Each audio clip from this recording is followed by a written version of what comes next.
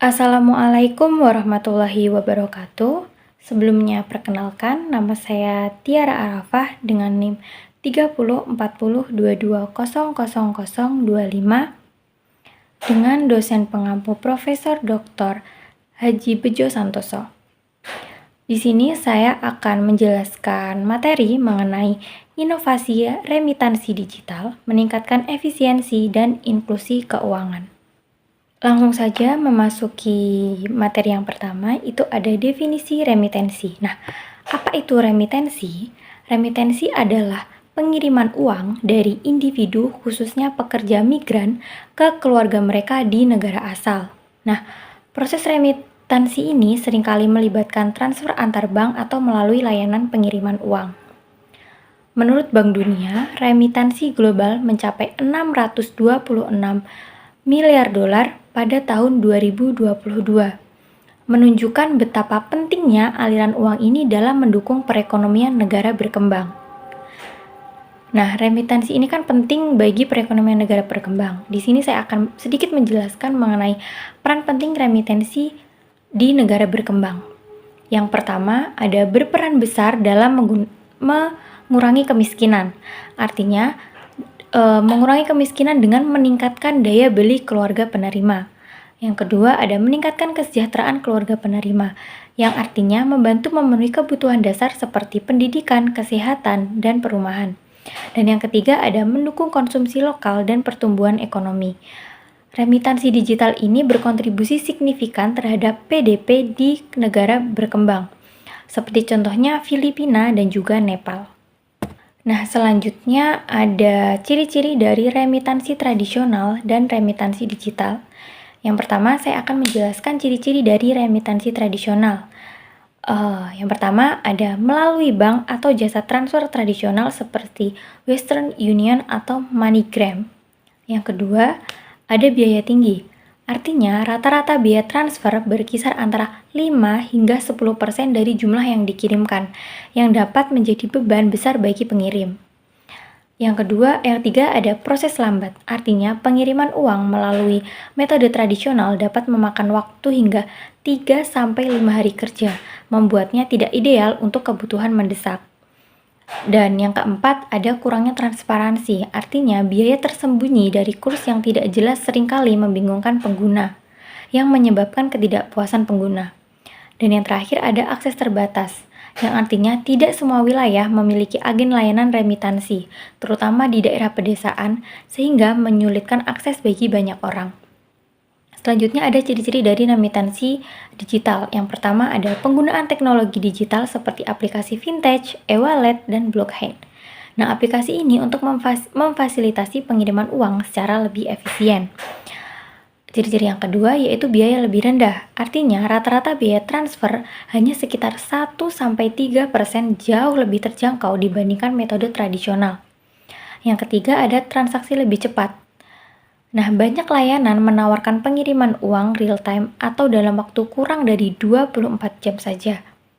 Dan yang keempat ada aksesibilitas luas. Artinya, layanan dapat diakses melalui smartphone dan internet, memungkinkan lebih banyak orang untuk terlibat dalam sistem keuangan. Dan yang terakhir ada transparansi dalam biaya kurs mata uang. Nah, selanjutnya ada perbandingan remitansi tradisional dan vintage. Berikut sudah saya berikan tabelnya, saya akan sedikit menjelaskan. Yang pertama ada mengenai kecepatan. Dengan remitansi digital, uang dapat dikirim dan diterima hampir seketika atau dengan kecepatan yang lebih singkat. Yang kedua ada biaya. Nah, pengurangan biaya transfer memberikan lebih banyak manfaat kepada penerima. Yang ketiga ada transparansi yang artinya memberikan kepercayaan lebih kepada pengguna. Dan yang terakhir ada aksesibilitas atau kemudahan akses yang artinya remitansi digital memanfaatkan teknologi seluler yang lebih inklusif bagi masyarakat di daerah terpencil atau di pedesaan. Nah, poin yang selanjutnya ada manfaat remitansi digital dan juga dampak positif dari remitansi digital di negara berkembang. Yang pertama saya jelaskan dulu mengenai manfaat remitansi digital. Yang pertama, efisiensi biaya. Artinya, remitansi digital memungkinkan pengiriman uang dengan biaya yang jauh lebih rendah dibandingkan layanan tradisional, seperti transfer bank internasional atau jasa pengiriman uang fisik. Yang kedua ada kecepatan transaksi, yang artinya dapat dilakukan secara real time, yang mana uang langsung diterima oleh keluarga di kampung halaman hanya dalam hitungan menit saja. Yang ketiga ada inklusi keuangan, yang artinya remitansi digital memberikan solusi bagi masyarakat yang belum memiliki akses ke layanan perbankan tradisional yang sering disebut dengan unbanked. Yang terakhir ada transparansi, yang artinya remitansi digital memberikan informasi yang jelas kepada pengguna tentang biaya transfer dan nilai tukar mata uang sebelum transaksi dilakukan. Nah, itu tadi adalah manfaat dari remitansi digital. Selanjutnya ada dampak positifnya. Yang pertama yaitu peningkatan inklusi keuangan. Artinya apa? Remitansi digital sebagai jembatan yang memungkinkan siapa saja, bahkan yang tidak memiliki rekening bank, untuk menerima dan menggunakan uang melalui dompet digital. Yang kedua, ada pengurangan biaya, yang artinya adanya biaya pengiriman uang yang jauh lebih rendah. Hal ini berarti keluarga yang menerima uang dapat memperoleh lebih banyak dari setiap kiriman. Nah, sehingga mereka memiliki lebih banyak dana untuk memenuhi kebutuhannya. Dan yang terakhir ada percepatan pertumbuhan ekonomi, yang artinya uang remitensi yang dikirimkan tadi akan digunakan untuk kebutuhan dasar dan investasi kecil. Baik, saya akan sedikit menambahkan contoh dari studi kasus efisiensi remitansi digital di negara berkembang. Yang pertama ada negara India. Pada tahun 2021, negara India ini menerima remitansi masuk sebesar 89 miliar dolar, menjadikannya penerima remitensi terbesar di dunia. Nah, platform seperti Paytm dan Remitly telah membantu mempercepat transfer uang antar negara dengan biaya yang lebih rendah dan pengiriman yang hampir instan. Yang kedua ada negara Filipina. Nah, di Filipina ini remitensi digital didukung oleh aplikasi seperti GCash yang sudah saya jelaskan sebelumnya, yang memungkinkan penerima di pedesaan menerima dalam waktu sekitar 20 menit saja. Menurut laporan, biaya pengiriman menggunakan aplikasi ini 3 kali lebih rendah dibandingkan metode tradisional. Selain itu, remitansi di luar negeri ke Filipina pada tahun 2021 mencapai 36,7 miliar dolar, sebagian besar didukung oleh penggunaan dompet digital. Selanjutnya ada tantangan remitansi digital dan juga solusi untuk mengatasi tantangan tersebut.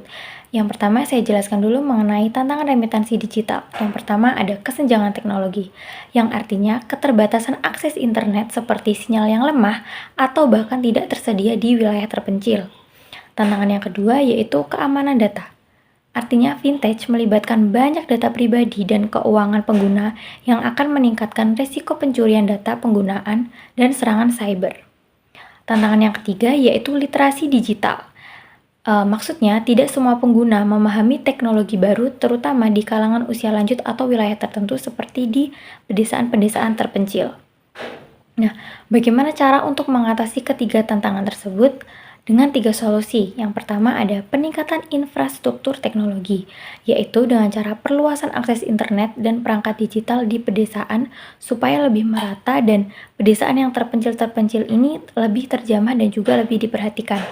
Yang kedua ada edukasi pengguna, yaitu dengan cara memberikan pelatihan tentang cara menggunakan layanan remitansi digital supaya mereka lebih paham dan lebih tahu mengenai kelebihan dari remitansi digital ini. Dan solusi yang ketiga yaitu kerjasama vintage dan regulator, yaitu regulasi yang mendukung inovasi dengan tetap menjaga keamanan transparansi. Nah, selanjutnya lanjut kepada peran pemerintah dalam mendukung remitansi digital. Ada 3, yaitu yang pertama ada peningkatan infrastruktur dan teknologi, yaitu dengan menjamin akses internet yang luas dan cepat untuk mendukung transaksi digital. Yang kedua, kebijakan ramah vintage, yang artinya membuat regulasi yang mendukung pertumbuhan vintage dan inovasi layanan remitansi. Yang ketiga, ada perlindungan konsumen, yaitu menjamin keamanan transaksi digital melalui regulasi dan teknologi enkripsi. Nah, di sini juga ada prospek masa depan remitansi digital. Yang pertama, ada pertumbuhan vintage di pasar negara berkembang. Artinya, pasar negara berkembang akan melihat adopsi vintage yang lebih cepat karena kebutuhan akan solusi pembayarannya yang lebih murah dan efisien. Yang kedua, ada penggunaan teknologi blockchain, yang artinya biaya lebih rendah. Karena blockchain ini mengurangi biaya transaksi dengan menghilangkan perantara, menjadikannya solusi lebih murah untuk remitansi internasional. Nah, penggunaan tenaga blockchain ini juga dengan transparansi tinggi, yang artinya teknologi ini memastikan transparansi dalam transaksi, memberikan visibilitas yang jelas tentang biaya dan waktu pengiriman. Nah, proses masa depan remitansi digital yang terakhir itu ada integrasi dengan ekonomi digital, yang artinya remitansi digital akan semakin terintegrasi dengan layanan keuangan lainnya, seperti pembayaran e-commerce, pinjaman mikro, dan asuransi, membentuk ekosistem digital yang lebih holistik. Nah, dan juga ada kemudahan pengiriman uang akan semakin terhubung dengan platform digital lainnya, sehingga mempermudah akses ke layanan keuangan yang lebih luas. Saya akan sedikit menjelaskan mengenai studi banding antara 3 negara. Yang pertama, India, Nigeria, dan juga Meksiko. Yang pertama ada India. India ini menggunakan Remitly. Nah, ini digunakan untuk mengirim uang cepat dengan biaya rendah. Jadi memudahkan pekerja migran mengirim uang ke keluarga di India, terutama dengan opsi pengiriman ekspres. Yang kedua ada negara Nigeria yang menggunakan Paystack. Nah, mengadopsi Paystack untuk memfasilitasi pembayaran lintas negara, mempermudah transaksi bisnis internasional dan pembayaran e-commerce dengan biaya rendah. Yang ketiga ada negara Meksiko. Meksiko ini menggunakan Bitso, yaitu aplikasi berbasis cryptocurrency yang memungkinkan transfer uang dengan biaya lebih rendah dan kecepatan tinggi. Nah, ini memanfaatkan potensi blockchain untuk remitansi. Kesimpulan dari studi banding antara negara ini, yang pertama ada remitansi digital menawarkan kecepatan, efisiensi, dan biaya rendah, menguntungkan baik pengirim maupun penerima. Dan kesimpulan yang kedua, ada tantangannya, yaitu seperti infrastruktur dan regulasi harus diatasi untuk mendorong adopsi yang lebih luas di berbagai negara. Nah, remitansi digital ini adalah pendorong utama inklusi keuangan dan berperan sebagai penggerak ekonomi global yang semakin penting di masa depan. Tambahan mengenai studi kasus efisiensi remitansi digital di Filipina. Ada 3 masalah yang dihadapi. Yang pertama ada akses terbatas ke layanan remitansi di wilayah pedesaan. Nah, di daerah pedesaan banyak keluarga tidak memiliki akses mudah ke agen pengiriman uang, sehingga membatasi kemampuan mereka untuk menerima bantuan dari luar negeri. Nah, keterbatasan infrastruktur dan layanan membuat proses pengiriman uang lebih sulit dan mahal. Untuk masalah yang kedua, itu ada biaya tinggi pengiriman uang melalui agen tradisional, yang artinya pengiriman uang melalui agen tradisional seringkali dikenakan biaya tinggi yang dari 5 hingga 10% yang membebani pengirim dan juga penerima.